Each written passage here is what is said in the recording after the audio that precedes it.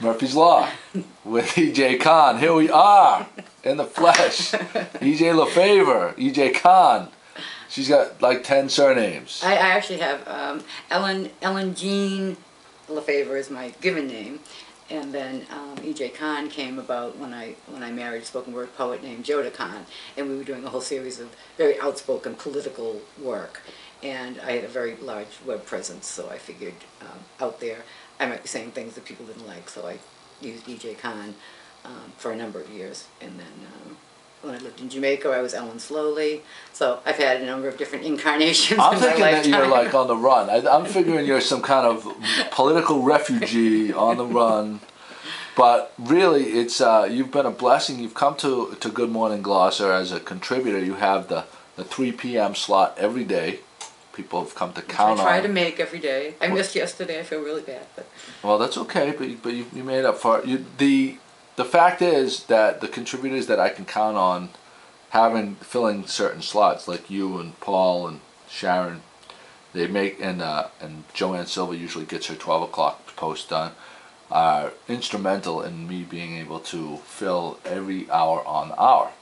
Because if I don't know when stuff is going to happen, then I feel like I'm letting our readership down. So it makes you have to work harder too. yeah, you guys are awesome. But EJ, you started. When did you come to Good Morning Gloucester? I think it was December 8th or somewhere around there. You haven't been for a whole long time, but you've made a huge impact. People look forward to your posts on a daily basis because you bring some.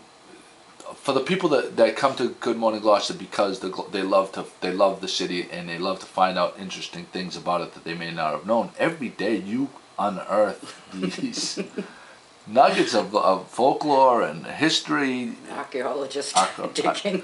You dig, man. And it's funny because when you first came to the blog, you just came right out and asked her. You sent me an email and you said, "I'd like to be a contributor." And I thought it was very forward of you, like just assuming that you were going to be able to be a part of the team. Well, if you don't ask. I know, it was good. It was very good.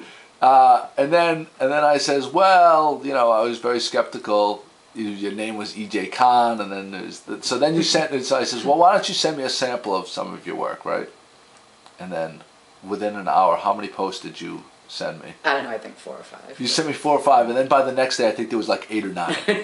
And they were all like, see, I have all different levels of what I consider posts. Like sometimes I have like stuff that's filler, that's like a picture, that I just send up a picture because I need to fill a time slot of an interesting picture. Then I have like in-depth like videos that have transitions and Manny's great stuff. Manny's great stuff, yeah. and so that, like, I always try to lead and end the day with like really good and strong stuff, and you fill in that 3 o'clock slot with what could be on any given day the lead, which is really great. And so after I saw that you sent me within a day like 9 strong candidates for stories and everything, I was like, all right, I think it's time to sign up, EJ. I think it took you a week to actually invite me to become a contributor, because I was sitting back thinking, is he ever going to ask me am I ever going to be able to be on the right-hand column with those other people?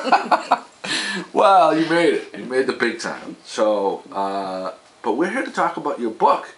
This book is, see, I didn't know I guess I should have known that you were going to bring the thunder, but you really, you brought a prototype of your book. Hold it up for the people. And the title is, Did You Know? A collection of paintings and photographs with interesting lore and facts about Cape Ann. And EJ, why don't you explain how it all came to be? Well, I mean, Did You Know initially came to be just because I'm new here and everything I see is fascinating to me. And I'm just a curious person, so if I see something, I always want to know what the story is behind it. Everything has a story behind it. So that was how the Did You Know came into being in the first place. It was just my curiosity. Then after doing the post, I'd gone to the CIART's annual meeting and ran into Manny, who I really love. And he said, you need to do a book. And the thought had kind of crossed my mind, and then I thought, oh, that's silly. People don't want a book of that. But he said, no, you need to do a book. If you don't do it, I'm going to do it. So that's what he said. So then I So then I jumped on Okay. it. So Manny was really instrumental in kind of pushing me to do this. And because I've been doing the posts every day, I had my photos. I kept everything in files, and so it wasn't like a major. And when Manny saw it last night, he was like, "I can't believe you got that done already." But I mean, I had everything. It was just a matter of formatting it into book form. Well, I was when you came by the other day with it, and you were telling me what your next step was. It's a book. It's a real book. I mean, it's a first rate, well done book, and I'm blown away at the quality of it, and each story is, and it's a collection of your daily posts. Mm-hmm. I tried to pick I tried to pick ones that kind of covered all of Cape Ann, and things that were, I kind of went in and looked at my stats, and things that seemed to be the most interesting to people, I included. Ah, there you go.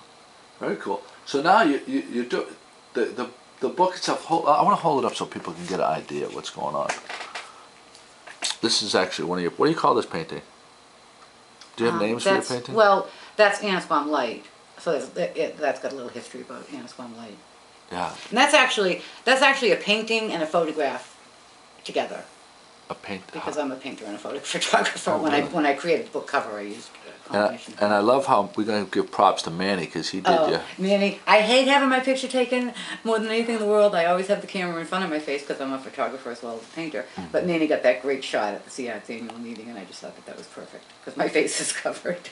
So everyone is. Did you know about and it follows up with the Babson boulders, about buoys, Anna Hyatt Huntington, the diving locker, about dories, a little bit about everything in Gloucester.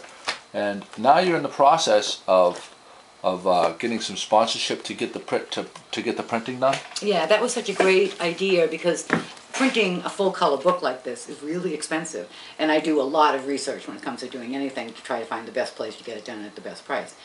But no matter what, it was more money that I had, and it was Bob Ryan at Ryan and Wood Distilleries who had suggested doing the advertising in the first place to get it going, because he wanted to carry them at his gift shop and wanted to know how much they were going to be. I said, I don't really know yet because it all depends on how many I can print.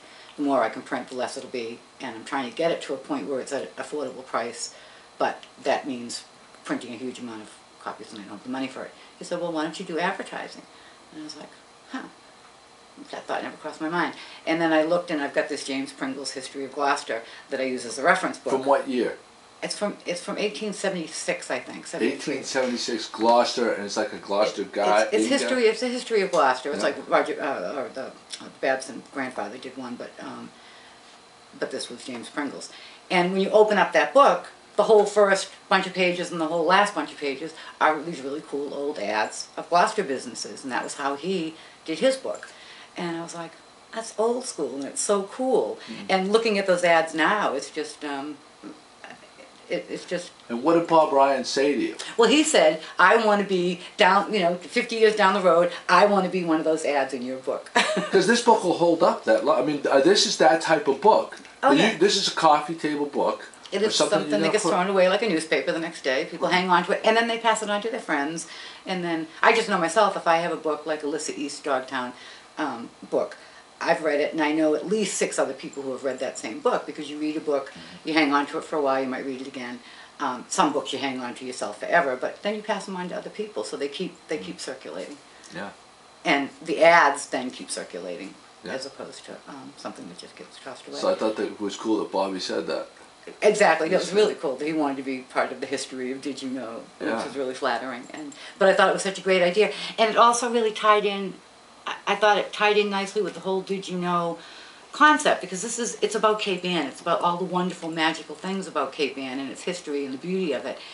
And to tie in the business aspect of it too just makes it much more of a total rounded thing. It's not just the interesting things here, it's also the interesting businesses. Yeah.